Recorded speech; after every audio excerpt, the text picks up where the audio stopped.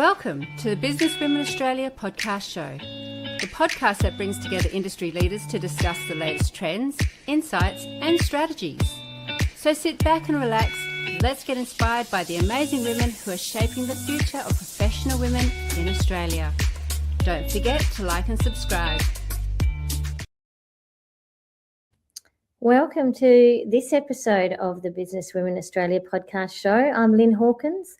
I'm the founding director of Business Women Australia, and I'm here streaming live. Erin is too, across the lands of Western Australia. I'm in the lands of the Noongar Nation. Erin, is it the Noongar Nation still where you are? We're at the meeting point. So we are in the Noongar Nation, but we're at a beautiful meeting point for a few different native Australian peoples who've got a beautiful connection to the land in which we live. Yeah, we pay our respects to elders past, present and those emerging. Erin, it's great to have you back on the show today. We're going to unpack the case for investment in tech transformation. Erin's in a very good position to talk about this. She's the director of TEC Group and she's a trusted advisor to leaders in complex, asset-heavy and project-driven organisations. She's got deep experience across tech, across infrastructure and strategy transformation, and she helps executives and teams untangle messy systems, fix foundational problems, and make clearer decisions in environments where complexity is business as usual. She's often called in to rescue projects, and I know that organisations know they need to change, but deciding what to invest in and how to make the change stick is becoming increasingly difficult. So it's kind of putting people off tech transformation investments unless it gets to the point where it's so bad there's no other choice. So I thought it would be great to have Erin to come in and help us understand sort of how we actually take a new approach to transformation, and one that moves from traditional consulting models and focuses on trusted integrated specialists that work with you to co-design and implement a realistic and practical long-term sustainable change. So Erin, welcome back to the show. Thanks, Lyn. Really excited to be talking about the topic that you've outlined. There's so much changing in the technology investment space. So really looking forward to exploring what it means for leaders and boards. That's right. And when we talk about asset-rich and complex organisations, we're talking often large-scale organisations with multiple sites, big employees with different needs, often a diverse customer base, quite often across different campuses or different office locations, sometimes central, sometimes remote, sometimes internationally connected. Look, they're often the ones that are sitting on legacy systems as well. And I know that your expertise spans the system and organisational design, portfolio and program governance. You've got a very strong product thinking background. I've seen your career going, from sort of strength to strength over the years, and I've been really, really impressed with your practical approach to delivering tech-enabled change. And I really think that we're very lucky to have someone like you that's such a straight talker, so much fun too, and very much a best practice approach to really disrupting what's been going on in this space. I've been in it even longer than you. Would you believe it? I am a lot older than you, Erin. I know I don't act it, but I can remember back in the, let's say, the late 80s, and I've gone back to the big hair of the 80s. I'm loving myself something iconic with my curls. But you know what, I think about, I did my honours degree, I did my research in R&D based industries, which was pretty basic in those days. You'd laugh at what R&D was in those days. But since seeing the tech transformation through various different tranches of life, this has been quite extraordinary. And we're going through what I believe is another massive change at the moment. So I think you're really well positioned. Erin, tell me, many organisations know they need to move forward with their tech transformation plans. Why do you think they're struggling to take the leap, some of them? It's sometimes the case for investment can take a single focus. So whether it's been initiated from a need to upgrade from legacy technology. So the case for investment gets driven by the IT team, or the case for investment is being driven by a customer need or a particular product need. What I've seen a lot is where a particular need for investment is driven from a single lens. So looking at something only from a technology change or only from a product change perspective or only from a customer perspective, what happens is we don't get that richness. So you've got one really, passionate group within an organisation who is keen to drive change and transformation, but it can often stall if they haven't got those stakeholders on board early to support them and think about not just but also the benefits from multiple perspectives. And it's more than doing a survey, isn't it? I mean, in the old days of project management, we used to go out and survey everyone, and we used to talk about getting their buy-in, and then you'd get the comms people thinking about the promo plan to try and, sell the idea, sell the change, make everyone really excited about it. But really, they're all shitty bricks, because the older guys are like worried about the fact it's another change, and the younger guys just are jostling for position to really show their strengths, and often it's the ones who are sort of really worried about their place within the culture. Yeah. And I think what those old approaches that you've described really focused on the decisions already been made. And we might do communications, we might do training, but it's always the decision's been made. We're going to tell you what you're going to adopt and you're going to like it or you're not. What new ways of thinking and approaching, because the complexity of transformation that worked back in the day when it's like, hey, here's a new computer system. You used to do it like this. You now do it like this. Those kind of quite linear ways of approaching change. So I think a lot of practitioners would be familiar with the ADKAR approach. So that very linear way of thinking about awareness, desire, knowledge, ability, and reinforcement. We always thought about it as a linear type process.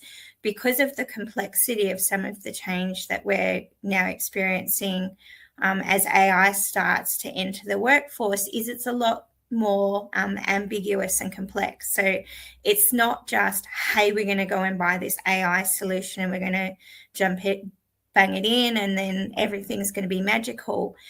Those conversations and engagement about what are we doing, why are we doing it, what's the value that we're trying to bring, becomes really important early on, because what we're starting to see from those projects that have rolled out over the last sort of 18 months, 2 years, is because they've been very technology focused, is they haven't necessarily met the benefits that they'd intended because they'd been solely approached from a sort of a technology lens without thinking about the broader organisational context and what human elements are still required.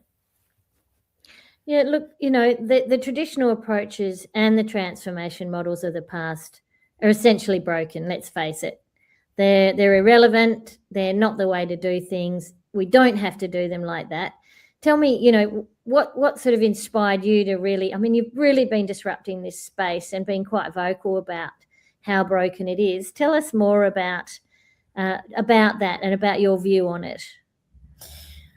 I always think about, Lyn, you were touching on earlier in your career, so I suppose it's my turn to touch on mine, which is I entered, so I always joke about how I studied journalism at a time when there were no jobs in journalism.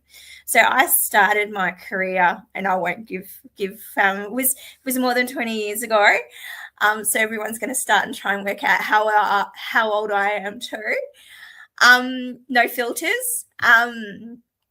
And what I learned from that is I actually started my career at a time in an industry where things were going through a substantial transformation. So for a lot of people who are now talking about, I'm in an industry, there's no jobs, there's no this, there's no that.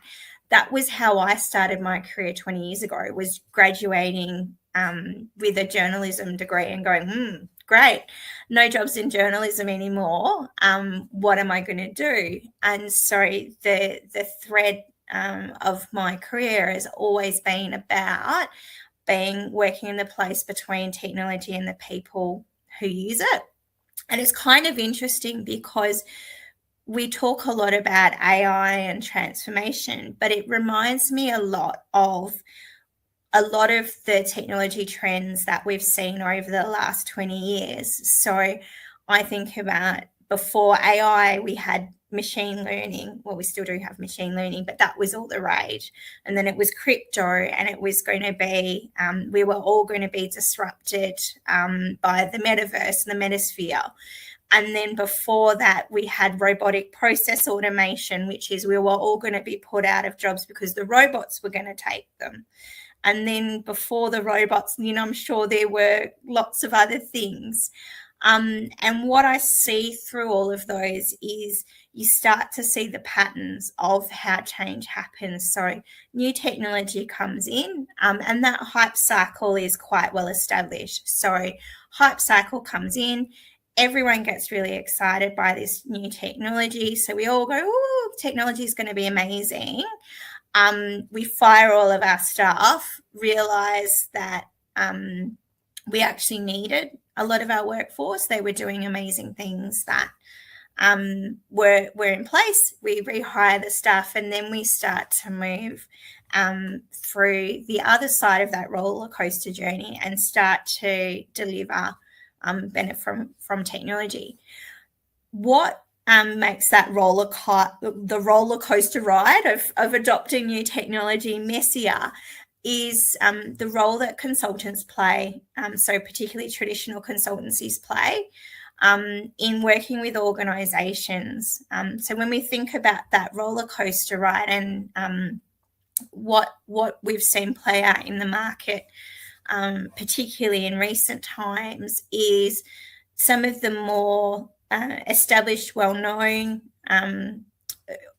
consultancies are selling these particular technologies without thinking about how they're going to be adopted and how they're going to be implemented. So they provide advice to whether it's a CTO, a CIO, chief marketing officer, to say, look, you need to buy this technology right now. Trust me, trust us. You're going to miss out, and create almost like a fear that you have to buy that technology right now, without giving the opportunity to step through a more considered process. It's kind of like, I'm the expert, you have to buy this technology, and right, let's jam it in, rather than having a broader conversation about what is the organisation, what do they need, what are the problems that they're trying to solve, and then use technology. I always think about those traditional consulting models of buying expertise,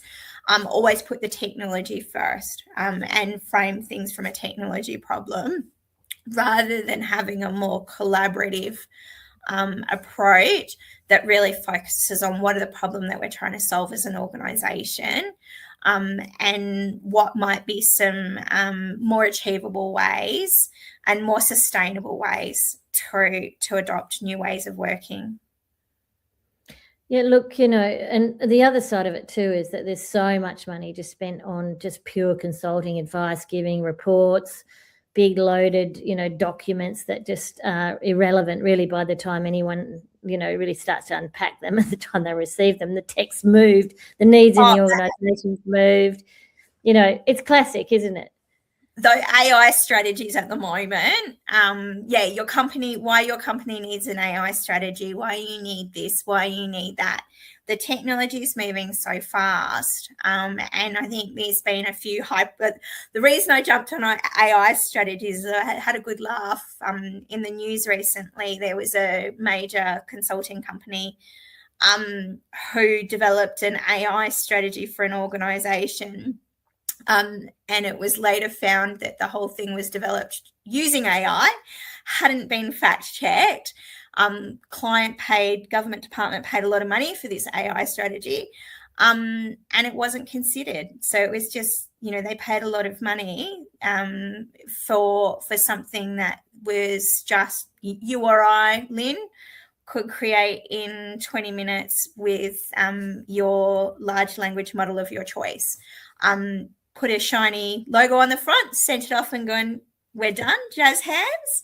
And I just time and time again, whether it's through conversations that I have with others in the industry, what's coming out in the media at the moment, that traditional concept of go to a large consulting company, get a report, get a shiny logo on it, and use that as a way to drive transformation, that is no longer trusted. That whole go get a big report and use a big shiny report as a way to move something through an organisation is no longer serving us.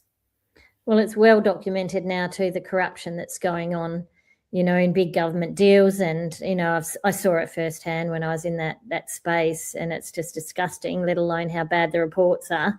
But that's a topic for a whole nother day. If we talk about the execution gap, you often refer to this execution gap. Look, how can leaders tell the difference between a business case that looks good on paper and one that is genuinely investable? Yeah. It's a really good question, because what I was talking about before is I always think about technology. Some people look at and think, oh, well, that sounds scary. I don't understand it. But, the technology buffins, they must understand what they're talking about, right? The most important thing, how to tell the difference between a good business case is, does it make sense to you? If you're sitting there and thinking, I don't get it, I don't understand what this word means, I don't understand why this takes so long, why is this in there, why does this cost so much? You're right to ask those types of questions. I think particularly with technology and in large organizations, we assume that somebody else has asked those questions. And somebody who is really strong in execution should be able to explain what they're doing, what they plan to do in plain English. If it's not in plain English and it doesn't make sense to you, it's really important that you delve into that, because if you're signing off on a business case and you're not clear on what the problem is, what the solution is, and what the steps are to get there, it's not going to get better. Yeah, it's an interesting scenario, isn't it? I think there's so much technology out there and so many different needs of users inside the organisation. The marketing and comms team might need something that's quite foreign to the IT tech understanding, in terms of how that business unit works, what they need. So there's a lot of, don't just assume that the tech guys are going to understand this technology that is wanting to be adopted and embraced and brought into an organisation. Look, we saw that, in the days of, the CRMs, the databases, and sometimes the tech teams would say, to Marcoms, well, if you're going to use one of those outside CRMs or EDMs or, electronic database or MailChimp, for example, we're not going to look after it. We're not going to support you. Go knock yourselves out. But they're opening up so many issues now that we're integrating everything inside organisations and trying to stitch all these things together. It really is creating a lot of issues. I know you've been rescuing a lot of ERP kind of projects, haven't you? Yeah, and I think it's quite interesting because MailChimp is a beautiful example of we end up where we are now with technology. Someone can go out and buy something on a credit card. So there's those sort of old school IT governance type strategies of everything having to go through an IT team and it having to be signed off in governance by triplicate. And you had to go to this board, and then you had to go to this board, and then you had to go to this board, and then you had to go to this board. you can see how particular departments are going, look, that just moves too slowly for me. And so they get out the company credit card, they buy software as a service, and they're often racing and it solves their immediate problem. And then where they hit problems is when someone goes, oh, Lyn, can I have this information and this information together? And you're like, So without that considered approach, so you can kind of see how those old school committees end up in large organisations, because they come from a place of wanting to consider how all of the different things will line up. And a lot of the work that we've been doing recently around ERP rescues is really thinking about, rather than thinking about technology architecture, is thinking about the broader organisational architecture. So rather than just saying, okay, what are our systems, where are they, all those types of things, is thinking from multiple lenses. So who are the people? What do they need? What business processes do they need to follow? So what are the jobs that they're trying to do? And then what system? Because time and time again, what we see with those big ERP type projects is it starts from the technology of, I've got this technology, we're going to put it into this organisation, we're going to turn on this, we're going to turn on this, we're going to turn on this, and it's up to you to sort through the spaghetti, as I call it, to unravel everything once it's in there. What we've been working with clients is to flip it and say, okay, what is the process? What is the job that you're trying to do? Who are the people that are trying to do it? Are you really clear on who does what? And then to say, what technology have you already got? What have you already invested in? And how can we make the most of what you've already invested in? Because what we see a lot with organisations that start from a technology first lens is they'll go to the Gartners of the world, who are an IT research company, Big Four, and say, give me a report, tell me what the best software solution is. And they'll start from that, what's called best of breed. So tell me what the best ERP is, and then I'll put that in.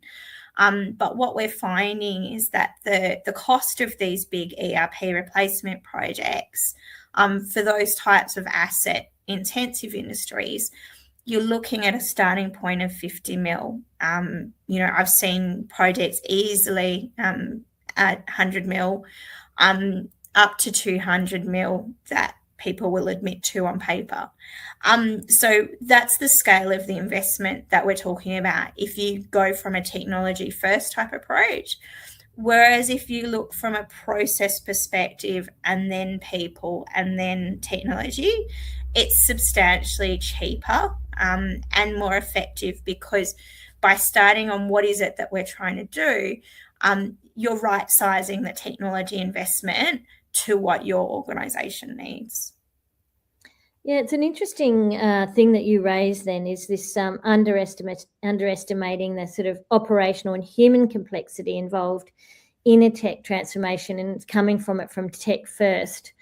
Sort of thinking about how these organisations have, as you say, invested a lot in existing technologies and haven't actually looked at how to optimise it, how to connect them, all those sorts of things to really integrate all their systems and platforms so that they can create so much more value add than actually going and spending all that money on another system that sits alongside all the others. I know that you and I sort of love the idea of dashboards that can be actually viewed across an organisation that become useful for the executive managers, for the boards, and that they're using familiar technologies that people have already invested in learning how to do, rather than throwing out a piece and then trying to plug in another big, beast into the system. Well, it's interesting you say that, Lyn, because I'm hearing from organisations two things at the same time, which means that we've not landed things as an industry. So the first thing I hear is we've got too much data and we don't know what to do with it because we've got all of these sensors and all of these things. And, you know, particularly what was cool, I think, balanced scorecard. When was that in? Was that the night? Yeah. Remember balanced scorecard? So balanced scorecard had that sort of still got its sticky fingers in organisations. I can see your face. We've all been there. Oh, and we had that, yeah. So we've got this weird culture of we've either got too much data, and I think that comes with that balanced scorecard. I can't, you know, like there's just so much data. And then the flip side I also hear, which fascinates me, is particular stakeholders I work with. The flip side, I've got no data, so I can't start on this. I can't make a decision because I've got no data. And it's quite interesting working with those stakeholders to say, okay, when you say you've got no data, what do you mean by that? Because what we also find is, because you're kind of thinking of this gold standard of maturity, the way it's what they're actually saying is the data doesn't look like I expect it to look. You know, I expect, you know, the balanced scorecard that you and I have got in our minds. And if it's not in that exact format, I can't make a decision because we've had, you know, multiple trends that about data-driven decision making. It's kind of what I'm finding now is it's actually the importance of actually starting to say, okay, data is one consideration as part of decision making, but what are some of those other things that we might need? So yes, you've got data. Okay, what data have you got? How could we use that? How could we extrapolate from it? Because sometimes we find the cost of getting to those kind of big fancy balanced scorecards outweighs the value of the decision. So it could be, I'm thinking of something that's I'm working through at the moment where the cost of the decision's probably, you know, $1 million, but when the cost of capturing the data to make that decision is probably between $5 and $10 million annually. So that's where we want to start to, you know, as part of transformation is getting people to think about holistic decision making. So yes, data, what data have you got? But what might be some of the other ways that you can be confident in your decision making?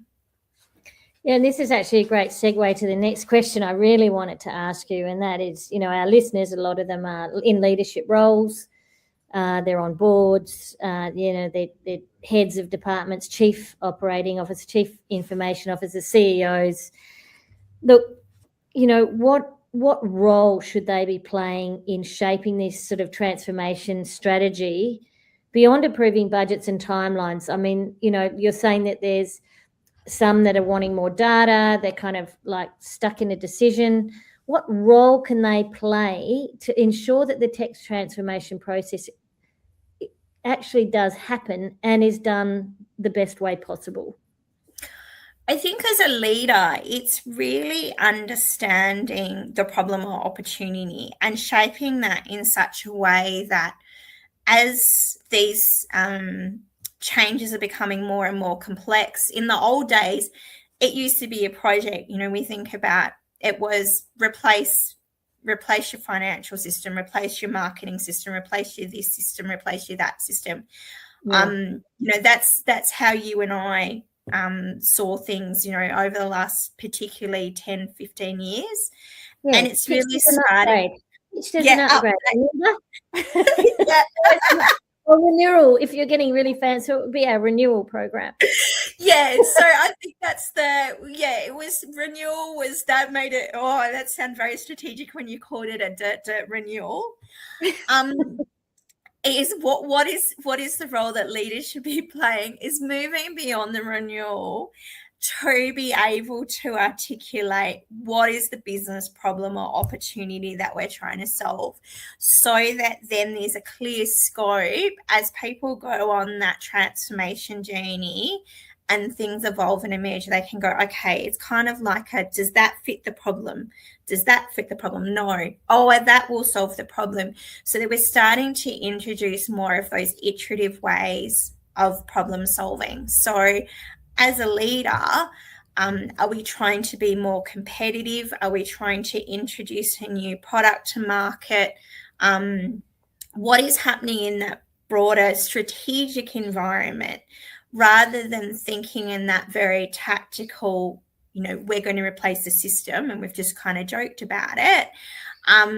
Even if we think about something like a legacy system, what tends to happen with those ones is they're the hardest of the lot, because they start from hey, we just need to renew, insert system name here.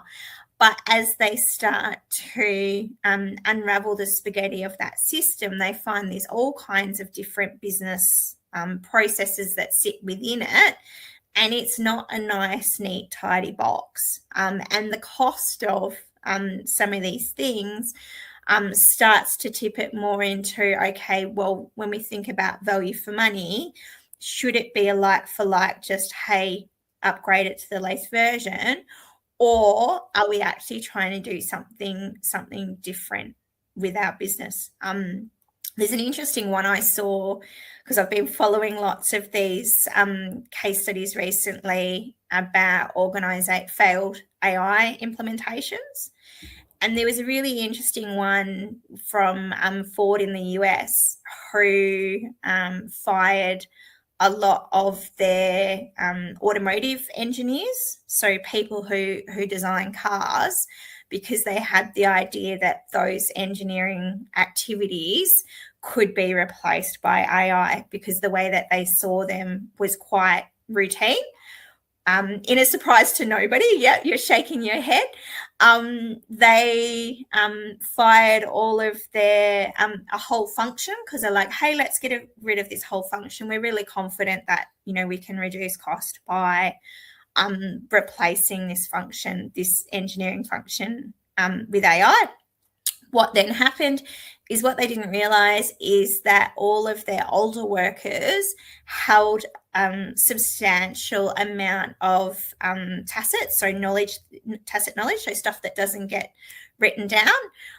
And they were doing all kinds of things that were making sure that the quality of their car design was robust. And so what they didn't appreciate is, by automating all these things that didn't exist in the organisation, just because it wasn't written down didn't mean it wasn't there.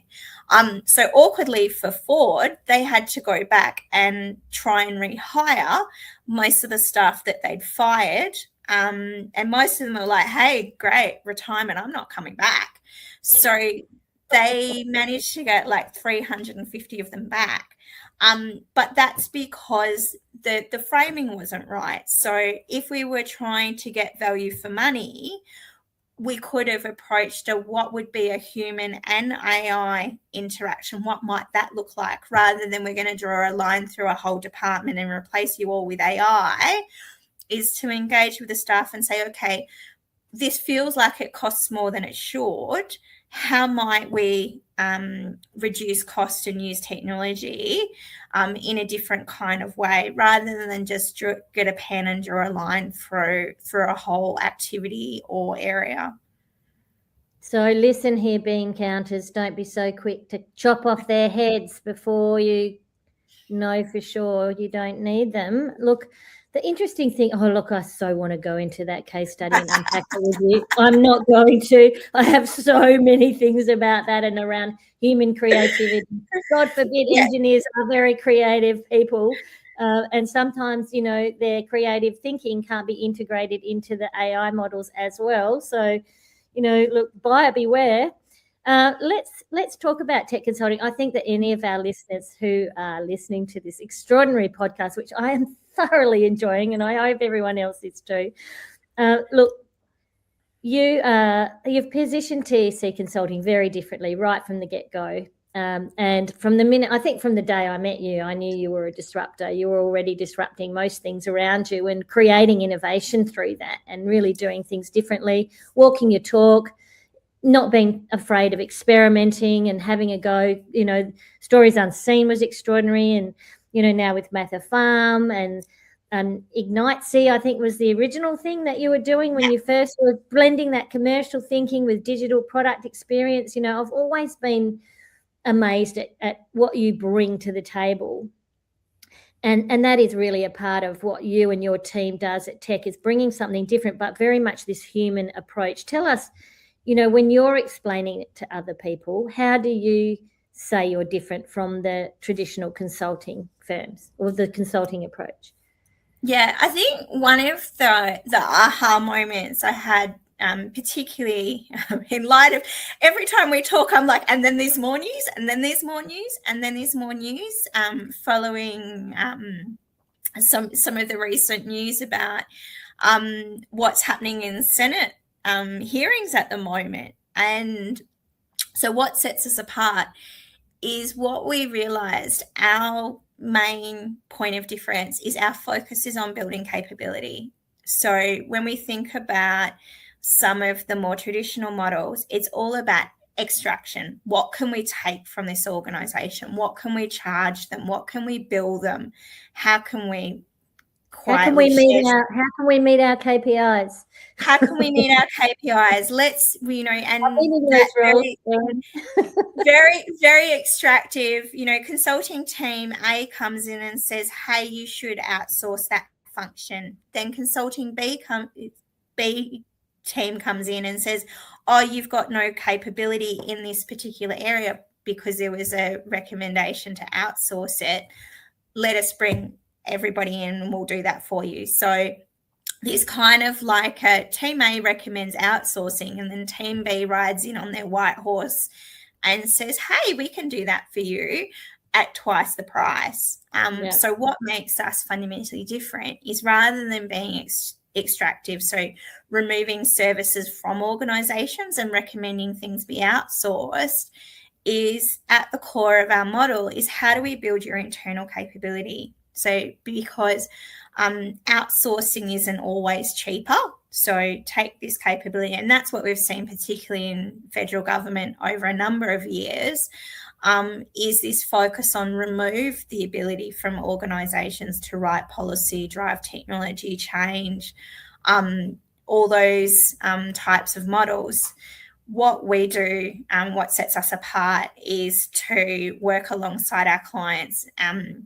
So our model is that we're literally embedded in our client teams. And so by partnering with our clients, so sitting, side by side with their team members, not only are we delivering technology-enabled change, but we're also uplifting their team members along that journey. So because their team members are sitting alongside us, we're sharing our knowledge, we're sharing our expertise, we're co-designing an approach that will be sustained in the long term.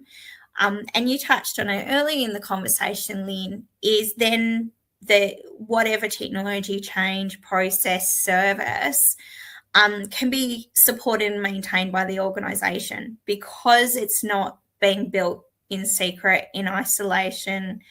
It means that when it comes time for us to transition onto new things, it means that that system, that way of thinking, those behaviours are embedded in that organisational DNA. So then there's the confidence that not only can the organisation have technology that's fit for purpose, but also they've got the right people in the right places. All of the processes are clear about who does what when, and that operations and support model has been baked in from day one. Yeah, it's brilliant. It's such a brilliant model. I love it. It's very similar to the way that I realised my management consulting practice was going to work, is actually getting in, embedding in and becoming a team member inside an organisation, not coming in, as someone with all the answers. The answers usually lie within the group and within the team. And I think most consulting models or programs that try and get plugged in to fix an organisation that don't understand the organisation in the first place are doomed. Yes. Or even worse, they're disruptive and do a lot of damage. Look, I love the way that you have this ecosystem thinking, and you're embedding yourselves inside these organisations, connecting your vendors, delivery teams, increasing the capacity inside the client organisation, working with the operational leaders.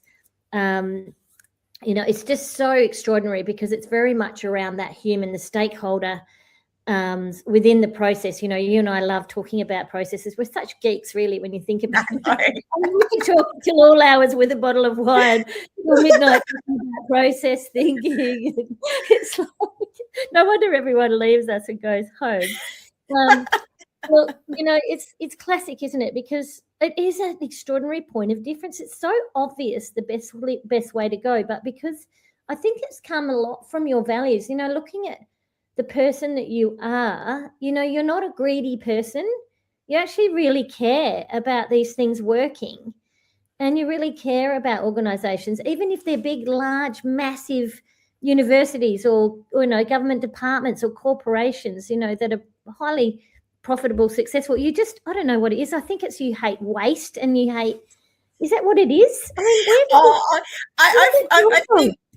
Yeah, it's again a recent epiphany. It's particularly, I think, when we think about these types of organisations. So whether it's government, local government, universities, purpose-driven organisations, is the waste becomes really powerful because, it was just this, or it was just this, or it's just this. But I always think about it from an opportunity cost perspective. So if that government department wasn't spending, so the example that comes to mind is the Bureau of Meteorology, and what's in the media about what they spent on a single website. If they weren't spending all of that money on a website, what could have they been doing with that capital? Yeah. What could have they been doing with the talented people who were within the organisation that were part of that project? So I always do come back to waste because I think it helps us demonstrate value as well, because we often talk about value as, we were joking about the bean counters before, but we there love is you guys when you give us the tick. We do, and I'm not allowed to make fun of bean counters because multiple people on our team are all as CPAs. So I do appreciate the importance of what they do, because, and particularly in these asset intensive industries, these extra zeros on the end. So getting efficiency in a particular process or a way of working, we can talk in the tens of millions and hundreds of millions of dollars. So the benefits that we're talking about are not trivial.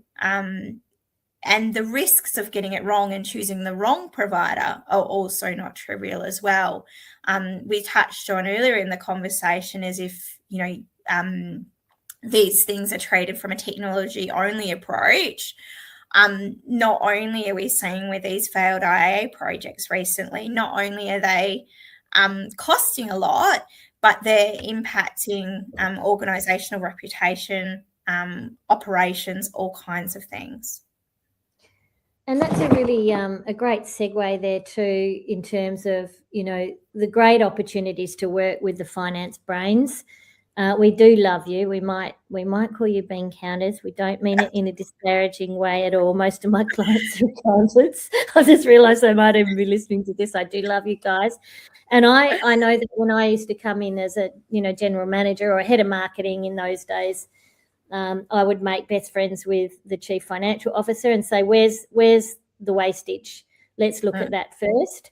And because really at the end of the day, working with all the stakeholders and being able to analyse what the risks are, where the costs are, and keeping a close eye, and that really does tell a story as well. But there is obviously, sometimes an underestimation of the risks of maintaining the status quo as well. If these things have failed in the past, some teams are sort of a bit scared to make that decision to move forward because, and I'm seeing this across the board. It's, I don't know, sorry, Liberal Party, their idea of keeping things as it is.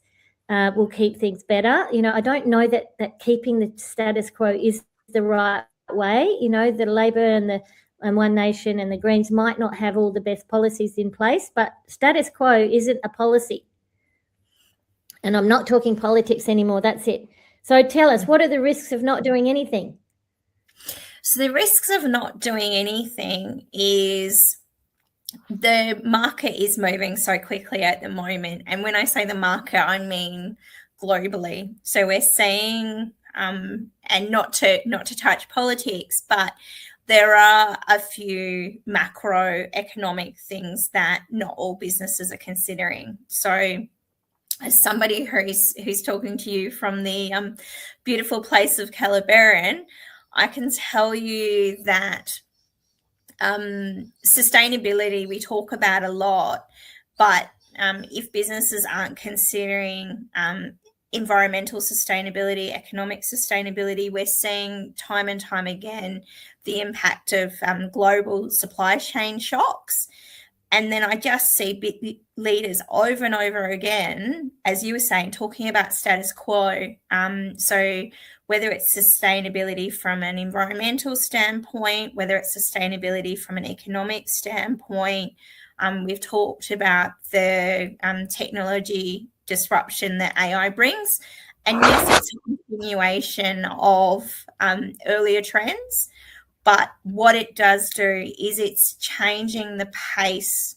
It's escalating the pace of change. And I know, Lyn, and you and I talked about that, which is in utopian dreams. I remember when I was doing my arts degree back in the day, then there was this countercultural idea about the robots were going to come in and we were going to have all this leisure time and it was going to be amazing. But what we're finding is that the robots have come in and people are just working longer, faster. So the cycle times of most businesses is just getting shorter and shorter. So the pace of so it's not the technology that's driving, it's the humans going, hey, I can do my job faster, I can do my job faster. So they're generating things faster. So the whole cycle time of a business, of an industry, is substantially shortening. Yeah, look, I'm just so worried that Energizer bunnies on their amped up batteries because of all these opportunities that we've got with tech now, and I'm feeling a bit like it myself. All these ideas, and I'm implementing, and I'm like, and suddenly I might just stop playing the drum because these are the opportunities now just to think about the sustainability of our planet, our globe, our organisations, our people, and their well-being, their health. This is a real opportunity. It's such an exciting time. And look, when making a successful investment transition, how important is it to understand, where the expenditure lies? I know we were really in the planning of these podcasts, we were, unpacking the OPEX budget and the capital budget and like, where is it going to be? And these are important things for teams to really think about too, because their long-term support and their long-term adaptation and their long-term investment in the next stages of what's available to us as these technologies continue to build and grow and improve our capability is important, isn't it? Yeah, I think, Lyn, we definitely need to make friends with the accountants, don't we? Because knowing whether something is going to be funded from an operational budget or a capital budget fundamentally changes the types of interventions that an organisation might consider. And I know some people flippantly say, oh, that's just an accounting treatment. But when you're writing a business case, this stuff becomes really important because I see a few different pitfalls that people fall in. One is this is a CapEx project. It's solely coming from the CapEx budget. Projects, beautiful system, beautiful solution. Everyone has a great time building it. But because the change in operating expenditure wasn't considered, they then have to go cap in hand to then try and work out funding for who's going to support and maintain it. The other one, and sort of touching on the example like the Ford case study that we spoke about earlier, is the other one that I see in these business cases is we're going to insert X dollars of money on a system, and then we're going to get all of these savings because we're going to reduce our headcount substantially. And then what happens over the course of the project, because those headcount reductions weren't necessarily validated earlier in the business case, that either end up removing those people from the organisation and then going, oh, crap, what did we do? And then spend 3 times as much to get them back. Or they get halfway through the project and then realise that the project's not going to deliver its intended benefits. So they're not going to get the cost savings that they thought they were, because they still need humans in the loop. So understanding the total case for investment, so not just how much is this thing going to cost to build, but also how much is this going to cost to support. What I'm hearing a lot of at the moment is organisations have lent heavily into AI automation. So a lot of companies for that's built for using credits. What they're finding is that the bill that they spend every month on credits is more than what they spent on people. So just because it sounds nice, because I think we all have those days where you're like, oh, the humans, you know, that they're not always, you have some days and you're like, oh, the humans, I'm not sure about the humans. Can we just automate them all? So I get that as a leader, I totally get why you would have those days. But just to be really cognizant when you're looking at benefits, what we're seeing more and more is that the cost of what's called AI compute or, AI credits can actually be more than what you're spending on people already. So really interrogate the benefits and be really clear on what is the capital cost. So what is the cost of the product that you're building? And then what is the operating cost? Because if you're interacting with the lovely people that we love in finance, they're going to be asking you really difficult questions. So particularly when we start to think about the importance of organisational change management, if that's not in your business case and you've thought about it early, it can be really difficult to add those types of resources towards the end of the project, because then you'll be like, which budget, who's paying for it, all those types of things. If you've had those conversations early, it makes it much easier as your technology investment progresses. No surprises. And look, this is another classic example of how you care so deeply about it, giving it every success, every leg, all the legs needed for the success, rather than just trying to flog something in and doing the thing, and then leaving them to it. I think this is really, really does highlight that integrated capacity care piece, because you want to ensure that they've got everything set up to ensure that they know it is what it is that they're doing, what they're investing into, and what the long-term sort of commitment is to this. It's more than just a dating game and having a few dates and then, knowing that was a really great fun year. It's like looking at what's the aftermath of this and how do we make sure that it continues and it does what this transformation delivers what it promises. So look, there's so many things I want to chat to you about, but look, what are just finishing off, what are the capabilities that organisations need most if they want to navigate these complex technology transformations successfully over the next, do I say the decade? That seems way too long. Let's say the next sort of 5 years, because that's kind of like what a decade, maybe 2 years, that's what a decade would have looked like once upon a time. But what are the capabilities we need? So I think today we're talking about the case for investment. So I won't talk about all the things.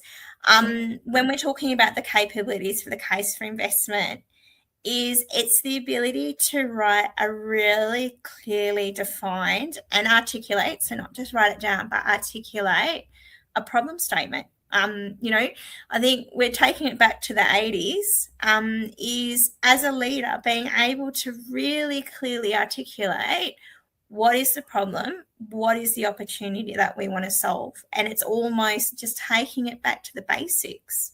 to invest in technology, articulating it as a business problem or a business opportunity.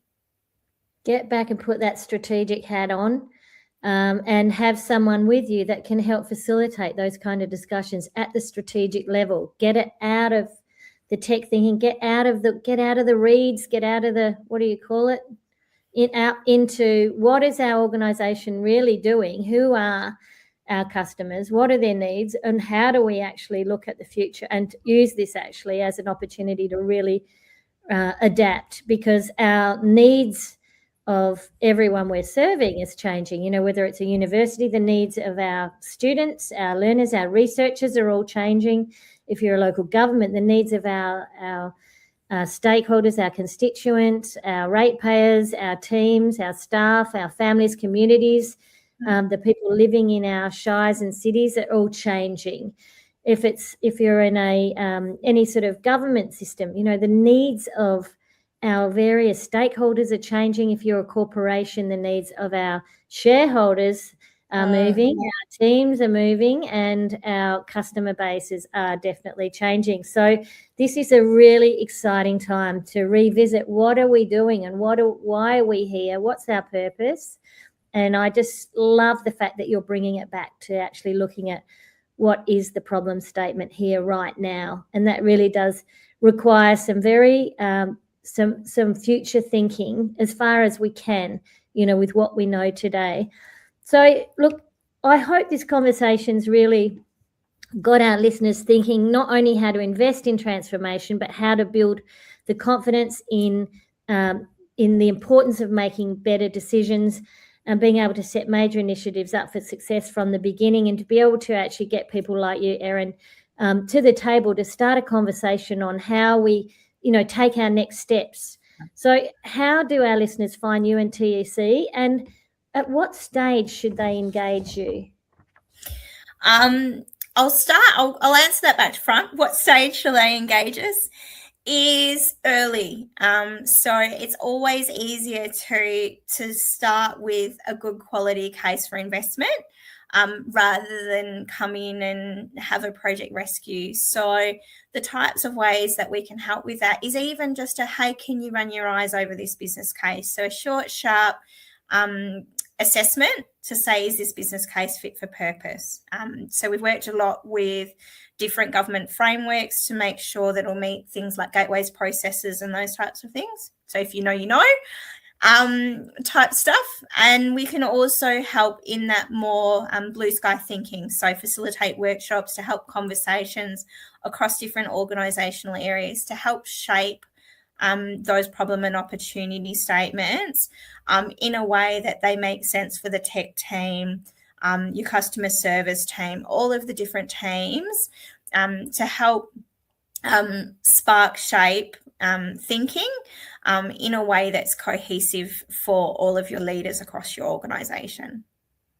And where do we find you? Where to find us? Yes. I knew that was a two-part question. So so check us out online, which is tecconsulting.com.au. So check out our blog. Myself and Principal Damien Fitzpatrick post about some of the things that we're working on, some of the things that we're seeing in the industry. Connect with us on LinkedIn. So TEC, the Exchange Collective, on LinkedIn.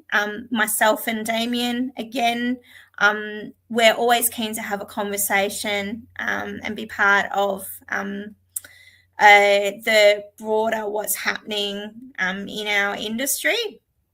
And then you can also, all of our contact details are on our website, so email, phone call, and always keen to have a coffee with people who are working in this complex area.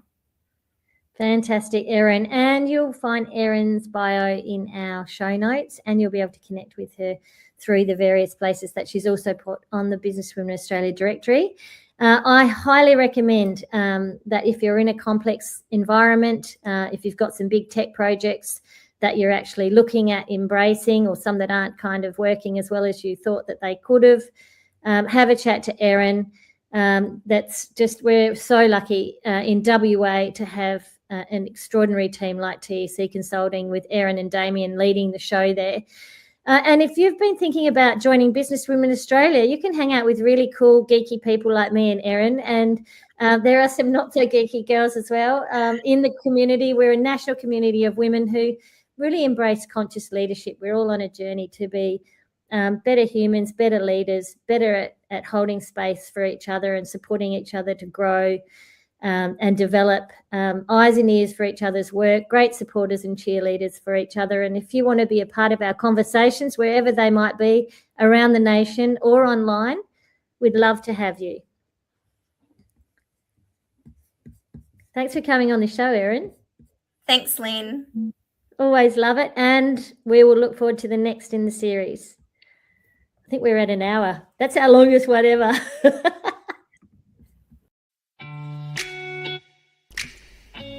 You have been listening to the Business Women Australia podcast show. We hope you've enjoyed today's episode and gained some valuable insights to empower you on your journey. Don't forget to comment, like, and subscribe to stay updated in our latest episodes. And if you're not already a member of Business Women Australia, what are you waiting for? Head to our website today and join so that you can connect with a thriving community of inspiring women across Australia. Thank you for tuning in, and we'll catch you in the next episode.